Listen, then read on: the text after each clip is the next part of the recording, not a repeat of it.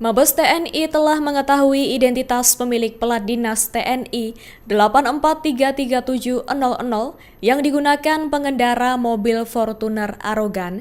Mobil tersebut ternyata milik seorang purnawirawan berpangkat jenderal atau purnawirawan tinggi atau pati bernama Asep Adang. Informasi itu disampaikan Kepala Pusat Penerangan TNI atau Kapuspen TNI Maijen Nugraha Gumilar pada Jumat 12 April 2024. Pihak Puspom pun menyambangi Asep Adang untuk menggali keterangan lebih lanjut perihal penggunaan mobilnya tersebut. Diketahui kasus ini viral seusai seorang pengendara mobil Fortuner diduga menabrak mobil lainnya dan bersikap arogan ketika ditegur. Bahkan pengemudi tersebut mengaku dirinya adalah adik seorang jenderal. Adapun saat ini Pusat Polisi Militer atau Puspom tengah menyelidiki video pengemudi tersebut.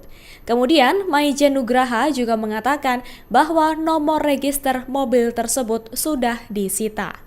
Download Tribun X sekarang, menghadirkan lokal menjadi Indonesia.